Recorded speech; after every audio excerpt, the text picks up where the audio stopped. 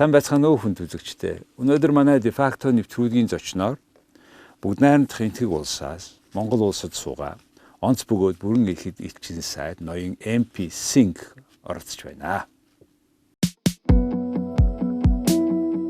Mohinder Pratap Singh бүгд найрамдах Энэтхэг-Улсын Монгол Улсад суугаа онц бөгөөд бүрэн эрхт элчин сайд.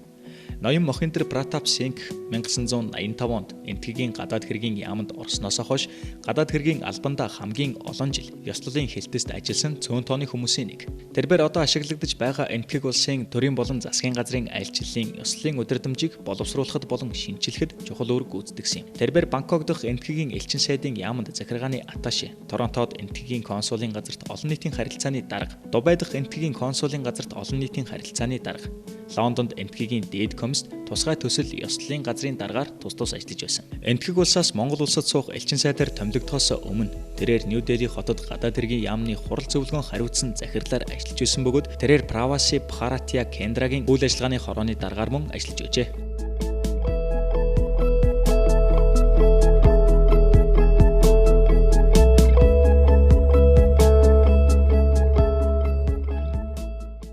Good afternoon. Good afternoon. Thank you very much for receiving me here with you today. With great pleasure, Ambassador. Let's talk about the current situation in between two countries, in particular in the light of a recent visit of Mongolian president to India. And also recently we had other officials related to the projects we are working on. Please, let's have a bigger picture. How do you see the relations between two countries today? Well, I must begin with, to begin with today, we must go back in the history. We must go back in time. With Mongolia, I think there are ancient scriptures and documents that prove the first connectivity between India and Mongolia happened more than 2 centuries ago. That was during the emergence of Buddhism from India into the Mongolian steppes, coming all the way from Himalayas down through the Silk Route. And of course there was a checkered history, and the relationship which is brought through the vehicle of Buddhism got reinforced, strengthened in the recent times with the Mongolian monks studying in India and Nalanda recently, where your president had gone and personally seen. It was one of the first universities of the world ever which had international students, including there is an anecdotal and references that Mongolian monks studied in Mongolia. So yeah, that was the time that our relationship originated or connected through Buddhism. In the recent times, I would say, after India became independent and Mongolia became a democratic nation, the relationship has been on the ascendance. There's a great momentum, especially the momentum brought in by the visit of Prime Minister Modi into Mongolia in 2015 was a watershed movement. It brought in a paradigm shift into our relationship. India has an Act East policy now, and Mongolia in that is a very important friend and a strategic partner of India. And if you were to see the last few years, the momentum of relationship has actually enhanced and enlarged into the areas of cooperation, and relationship has flourished, nourished and nurtured into areas much beyond the regular political scenario. We are attempting to bring in more economic and trade content into our relationship. We have an enormous goodwill in Mongolia, all Indians and Indians in Mongolia, and likewise Mongolia has huge goodwill in India. So our idea is to get the trade and commercial content into our relationship commensurate with the enormous goodwill that exists between our two countries. Indeed, we are working on that, in particular after Prime Minister Modi's visit. And then now let's talk about the project we started with, $1 billion credit line. I mean, it's a special discounted credit line. And I understood recently that even they have increased this amount of credit line. What was the reason of extension? You see, let me just, for your viewers' benefit, that during the visit of Prime Minister Modi, there was a 1 billion line of credit was announced for Mongolia. It's a specially announced package, highly concessional line of credit for developing infrastructure. And somewhere down the line, about 2 years ago, Mongolian government decided to use it for putting up the first oil refinery in Mongolia. And that refinery, which is likely to come up in Dornogovi province, is capable of producing 1.5 million metric tons. And the refinery has a certain related infrastructure works, which is the responsibility of Mongolian government.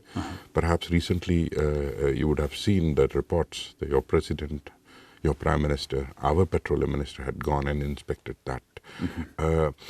And during the recent visit of President to India, there was a request that came from Mongolia for additional funding. When the initial feasibility study was done about a year ago, and it has gone over a period of time, and given the terrain and challenges that exist for putting up of a refinery, the envisaged cost of 1 billion has now gone up to 1.236, which is now, for India, it is the single largest project of assistance anywhere in the world except neighborhood. And if we add into this the element of infrastructure related works, which will be another $400 to $500 million, this would make it perhaps, to my knowledge, the second largest project in Mongolia outside of OT. So this is the importance. And why a refinery? Perhaps this would usher in an energy independence and ensure energy security for the Mongolian, because the refinery would be capable of producing close to about 80 to 85% of Mongolia's needs. So I think dependence of import would get substantially reduced once the refinery is up and about. However, there was a concern. I don't know whether it is subject of your concern or knowledge, that refinery is far away, about 650 kilometers or 700 from the where the people, the China is developing, producing oil. How you on your side are considering that bottleneck? Will they bring by trucks or pipelines? Well, this is something, let me just tell you, you rightly said that the refinery is coming up in Dornogovi, whereas the two oil fields are located in Dornod, about 550 kilometers away. Till recently, the government of Mongolia had decided on a mode of transportation for the refinery as pipeline. And apparently it's a very conscious decision, a sovereign decision, that where the Mongolian government would want to put the refinery. So it was a decision, something that was taken by the Mongolian government, and we very well support that. We have had a detailed feasibility study done by the experts. Separately, the Mongolian government also had the feasibilities done through independent experts, which are foreign other than Indian. And I think essentially it was decided that the crude will be brought from Dornod to the refinery site by the means which are being decided yet. One was the pipeline, which that building a 550 kilometer pipeline, and another which recently came up was the overground transportation. And now that includes rail and road. So perhaps on this, the Indian, during the recent visit of the president, the two sides agreed that there will be a detailed feasibility study carried out, and keeping in view both the costs and the feasibility and the functionality part of the refinery. So yeah, this is where we stand, and given the timelines that we have put for refinery, as of now, we still maintain that it will be up and about in about 2023 or so. By expectation is by 2023, in 2-3 years, Mongolia, 4 years, Mongolia will have a first refined oil. Well, we call it God willing, and certainly, as I mentioned, this would be the second strategic important project for Mongolia outside Oyo Tolgoi, and it impacts every single aspect of economic activity in Mongolia. So we are genuinely hopeful that both the Indian and Mongolian side would sit together and work together to get this refinery project completed in time as per the feasibilities. Ambassador, let's talk about the other aspect of our cooperation, which is in diplomatic field. You have one of the best foreign services, also because it was so close with the UK and your colonial past, then very successful continuation of afterwards. And I had an interview with your public service head a few years ago, and I was very stunned that public service recruitment afterwards, the preparations, training was so scrupulous, details, very nice. Tell us about that system, please. Well, I think it is so timely that you brought up this project, or rather this discussion about the civil services. We call it as the steel frame of India, the Indian bureaucracy, or the Indian Civil Services Commission. It is responsible for not only recruiting, training, but drafting a module of a selection process in such a way that only the best of best come through. And why I said it is so opportune that just about 2 months ago, the Mongolian Civil Services Council signed an MOU with the Union Public Service Commission of India towards how do we associate and collaborate with each other to develop and support the Mongolian civil services.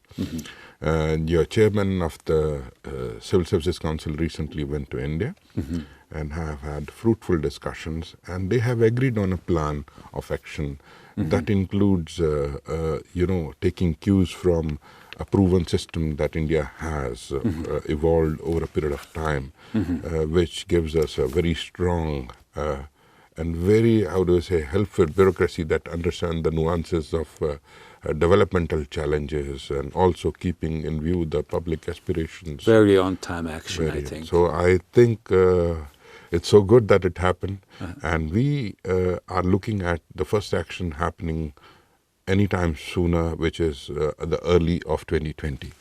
So that makes us very helpful. There'll be, since you mentioned it, separately than this, India has a very strong capacity building program. And we, the Indian government, through Indian Technical and Economic Cooperation Program, offers about 200 seats. And in addition, there are 50 more scholarships offered to the Mongolians under the ICCR. And separately than this, there are space cooperation, there is defense cooperation. So in all, about 300 odd scholarships are offered every year to Mongolians. And I'm glad to share with you that during last 3 decades or so, more than 3,500 Mongolians have benefited from these trainings. And these 3,500. 3,500. Wow. And if I were to give you the recent groups that have gone, the last year we have had people from NEMA trained with the Indian Disaster Management Authority. We have had the custom inspector gone to India. From here, 20 of them, 30 English teachers had gone. This year we are planning to send a group of 20 governors to India in about 2 months' time. And of course there's a group of diplomats that is going to India to train under the Foreign Service Institutes.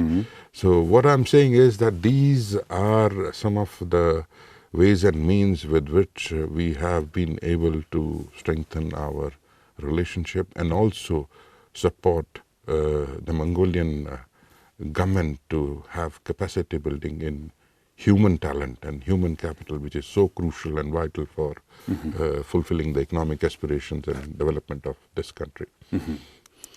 Yeah, this is something Mongolia the most needed, because I think one of the bottlenecks of the development in the country is very much frequently replacing public services, which makes economic and political institutions weaker. You cannot prepare a person every third year. Meanwhile, your country is from the very start of career, you go all the way through. And by the way, when and how you have decided to be ambassador, the foreign diplomat, and what was the procedure you have gone through? Thank you. And yes, I agree with you. The continuity is something that must be maintained to sustain the momentum of development and policy of the government, so that the results match with the aspirations. As for me, I joined the Foreign Service about 3 decades ago. I entered through what you had just referred as the Union Public Service Commission, and they have a very rigorous... 30 years ago? Yeah, about 30 years ago. And I have gone through various processes of selection. Our process of selection involves the initial, I would say, vetting of the applications, by which you give a preliminary exam. And then after you qualify that, you come into the mainstream. For example, I can tell you that point in time, perhaps more than 4 million people would have applied for 40-odd jobs that we were selected. 4 million people for 40 jobs? Something like that. Oh my goodness, and okay. Then comes the process of selection and interview and training. Okay. Training is so integral to development of human resource, and especially for me. You asked for me, and I said I had never ever thought of any other career other than foreign service, for the simple reason that it allows you not only to travel but to understand diverse cultures, their nuances, meet people. For me, travel is an education. Whatever we have read through the books was one, but whatever comes through travel and interacting with the people, visiting them, meeting them, travel is education. It enhances your knowledge and sphere of understanding. Who are your parents? What's your background? My parent, my father. From where? Yes, of course. My father was again working for the Indian government. He worked in the railways, in the Northern Railways as engineer. And my mother initially worked in one of the Indian telephone companies before taking sabbatical and looking after the kids.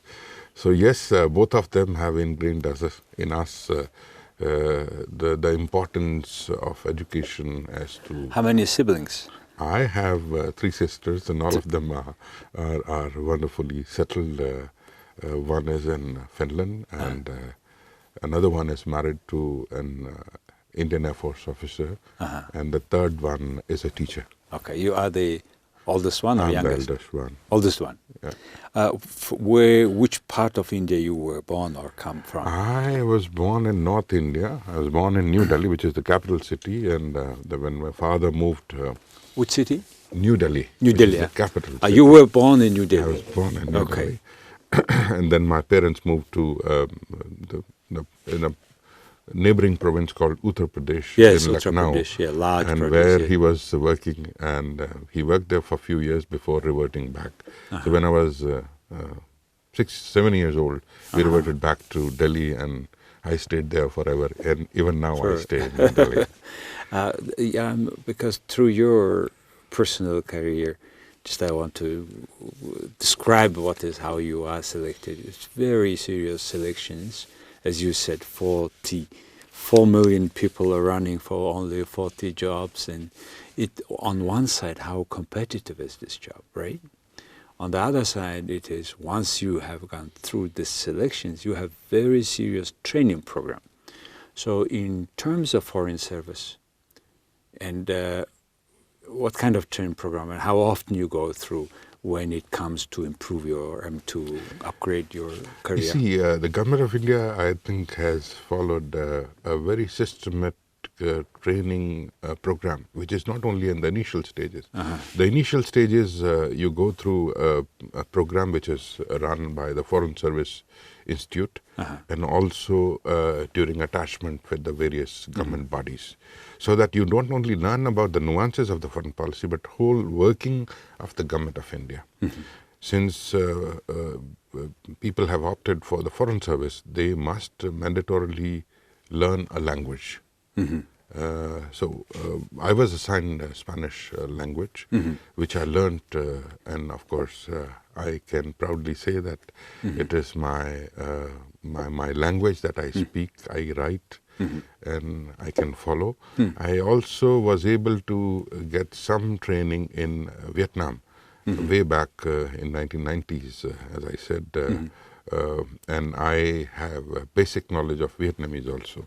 Insofar as the other training is concerned, after this training you are inducted and you are posted to a foreign mission, or rather of Indian embassy in a foreign country, where you get the practical aspects of knowledge. That's the first posting gives you, you are working as trainee, and then when you come back, before you get elevated to the promotions, you have to undergo a career training program. We call it the first midterm career training program. And once you have done about 10 or 12 years in that, there is a second career training program, which I have just done in Boston before coming here, and I am in Ahmedabad. And after that, once you reach the pinnacle of your career, there is a refresher course. So at all stages of your life, I would say in 30 years I have done at least 3, but I would love it. Why you would do it in Boston?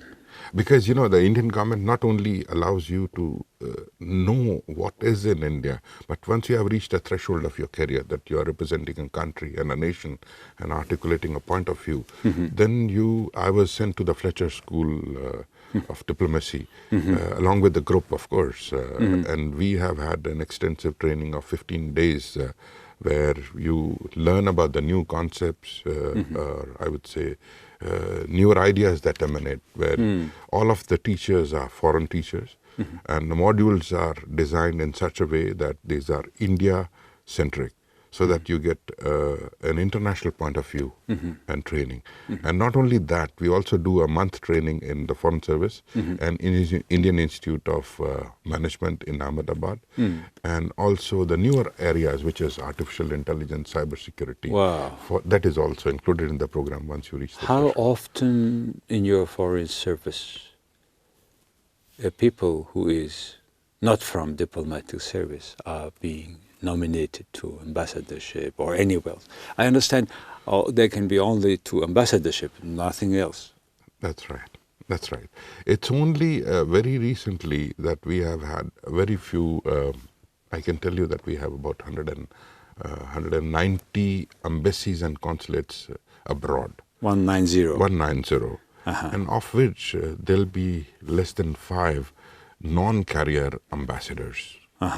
These are for a special reason, because they are experts, and sometimes it's for a political reason. For example, if I recall correctly, for about 10 years, we have had Reverend Rinpoche Kushak Bakula as ambassador In Mongolia, yes. And the amount of contribution that Reverend Kushak Bakula Rinpoche has made to our two relations is phenomenal, is enormous. Yes. So we have less than about 5 non-career diplomats are posted. Out of 190 ambassadors, you only less than 5 non-career diplomats. Correct. I would say 190 ambassadors and consul generals. Yeah, consul generals. It's all included here. Yeah. By the way, there is, except diplomats, there are also people coming, technical workers coming. Very true. How do you deal with them? How do you recruit them? It's not a recruitment process that they get recruited into the Ministry of Foreign Affairs. They are seconded on deputation. For example, we have a developmental assistance program which is more than $2 billion a year, and which spans into different projects of cooperation. It is not only infrastructure, railway, IT, cyber, media, building dams, roads, defense cooperation. So what the government of India has decided that laterally from the line ministries or people who are expert in their fields are seconded on deputation to the Ministry of External Affairs for a period of 2 to 5 years. And they are the experts in their own field. So they help us evolve. And the special areas I can tell you are the infrastructure development partnership, defense, counterterrorism. So those IT, employees working in embassies could be seconded from other line ministries? They are on deputation. Okay. And deputation for a purpose. And generally it goes up to 5 to 6 years. And as low as 2 years to 5 years. So yes, they help us evolve a point of view which is knowledgeable, and it helps us make an informed decision. Ambassador, why you? I know it's national cloth, etc. Please tell us about that. Well, this is the question I've been asked often. So so you are all right.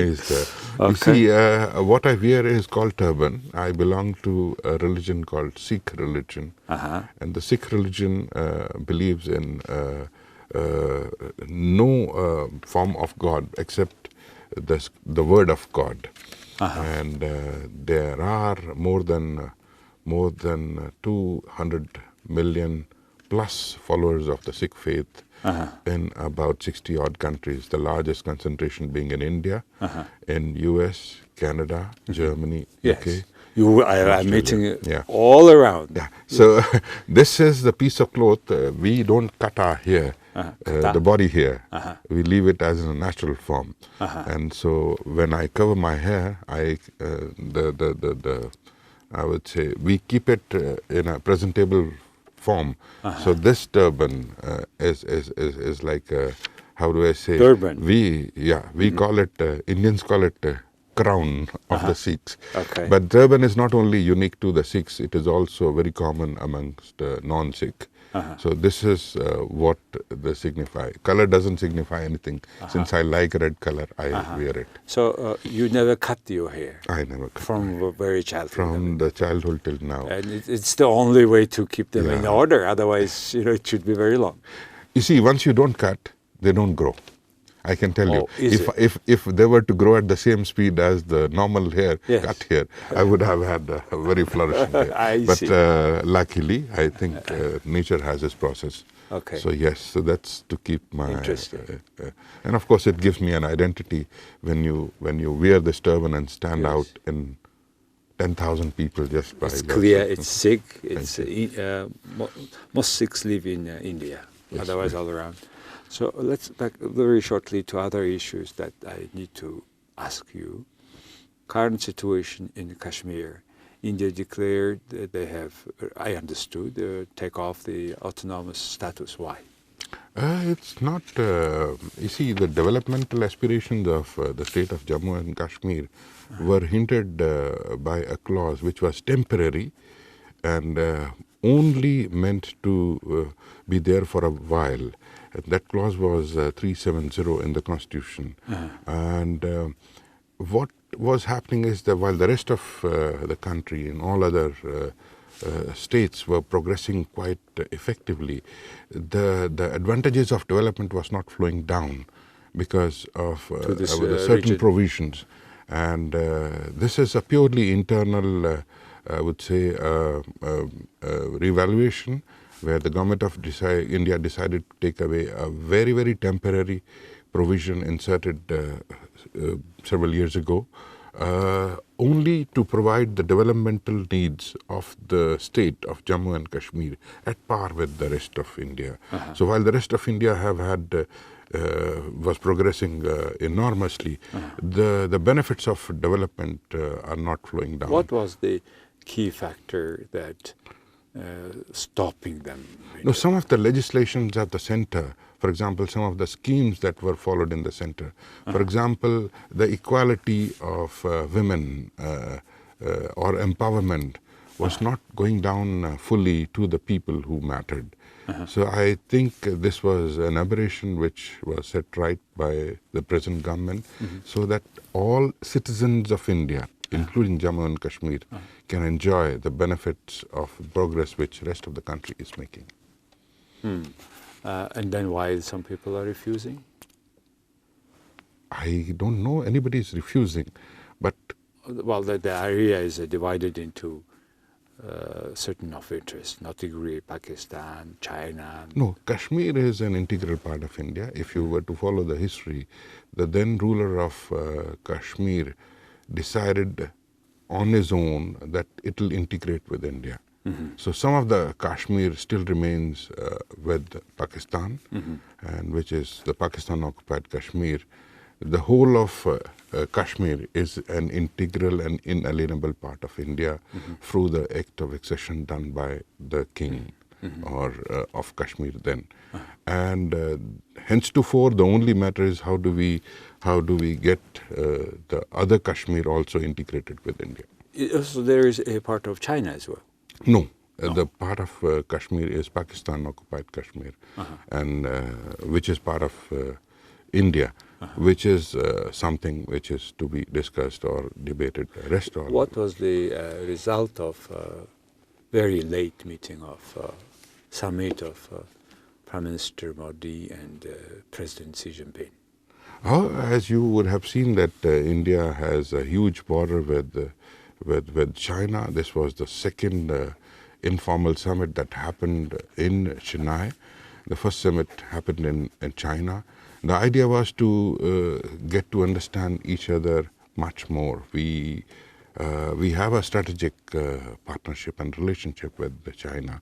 Our trade is $100 billion already. So you can imagine that there would be, there are some, I would say, nagging issues of border that are still on, and otherwise the momentum that has in between India and China has progressed so well with this summit, the recent summit, and there'll be a special task force headed by the finance minister of India, and on the Chinese side also I think it's a deputy premier who will be heading to see how best we resolve. Currently the balance of trade is in favor of China, and effort is how do we work together with China and India to see that we could have a better balance of trade and understanding of each other. Is there any positive toward that direction? Oh, if you have read the statements issued by the Chinese government and Indian government, and I think this was a very positive, forward-looking summit that has taken place, and I can inform you that the Prime Minister Modi has accepted the invitation of President of China to visit China next year for the third informal summit. Which will take final last questions. You are now not anymore observer, but a member of Shanghai Organization of Cooperation. That's very true. How India do you is find a it? member.